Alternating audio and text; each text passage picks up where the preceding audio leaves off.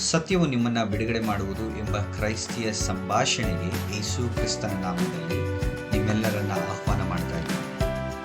ಈ ಸಂಭಾಷಣೆಯಲ್ಲಿ ನಾವು ನಮ್ಮ ಜೀವಿತಕ್ಕೆ ಹಾಗೂ ಕ್ರೈಸ್ತಿಯ ಸಭೆಯ ವಿಷಯಗಳ ಕುರಿತು ಚರ್ಚೆಯನ್ನು ಮಾಡ್ತೇವೆ.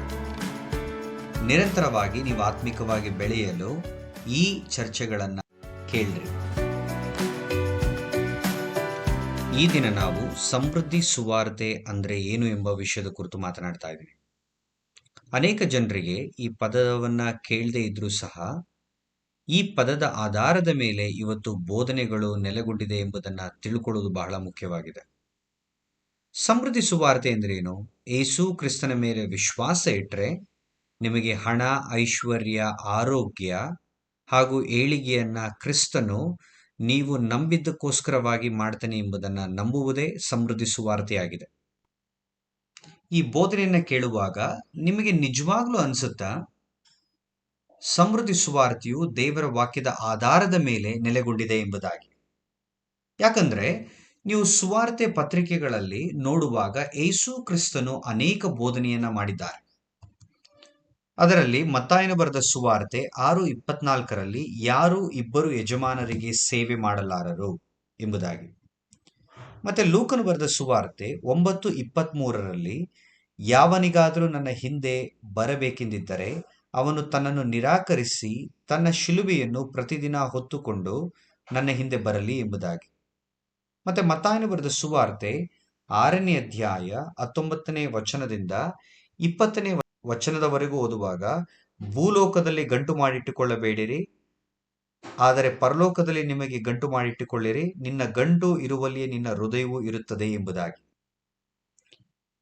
ಈ ವಚನಗಳನ್ನು ಓದುವಾಗ ಯೇಸು ಕ್ರಿಸ್ತನು ತನ್ನ ಶಿಷ್ಯರಿಗೆ ಮತ್ತು ಜನರಿಗೆ ಸ್ಪಷ್ಟವಾಗಿ ಹೇಳುವುದೇನೆಂದರೆ, ಇಹಲೋಕದ ಸಂಪತ್ತು ಮತ್ತು ಐಶ್ವರ್ಯಕ್ಕೆ ಮಾರು ಹೋಗದೆ ಪರಲೋಕದ ವಿಷಯಗಳ ಮೇಲೆ ಮನಸ್ಸು ಇಟ್ಟುಕೊಳ್ಳಿರಿ ಎಂಬುದಾಗಿ.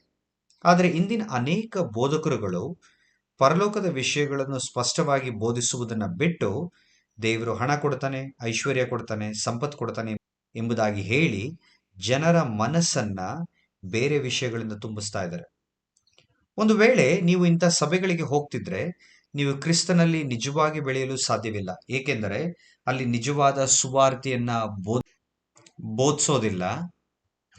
ನಿಜವಾದ ಸುವಾರ್ತೆ ನಿಮಗೆ ಏನ್ ಹೇಳುತ್ತೆ ಎಂಬುದಾಗಿ ನೋಡುವಾಗ ಅದು ಪಾಪದ ಬಗ್ಗೆ ನಿಮ್ಮನ್ನು ಎಚ್ಚರಿಸುತ್ತೆ, ನಿತ್ಯ ಜೀವ ಕೊಡ್ತಾನೆ ಎಂಬುದಾಗಿ ಆಶ್ವಾಸನೆಯನ್ನ ಕೊಡುತ್ತೆ, ಒಂದು ದಿನ ನ್ಯಾಯ ತೀರ್ಪಿದೆ ಎಂಬುದಾಗಿ ಎಚ್ಚರಿಸುತ್ತೆ.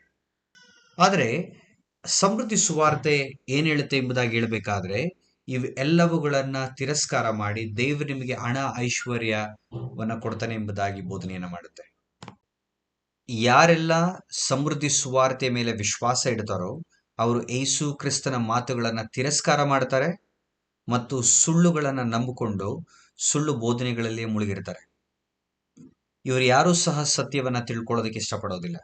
ಒಂದು ವೇಳೆ ಸತ್ಯವನ್ನ ತಿಳ್ಕೊಳ್ಳೋದಕ್ಕೆ ಇಷ್ಟಪಡೋದಾದ್ರೆ ನೀವು ನಿರಂತರವಾಗಿ ಯೇಸು ಕ್ರಿಸ್ತನ ಮಾತುಗಳನ್ನ ಬಹಳ ಎಚ್ಚರದಿಂದ ಗಮನಿಸಿ.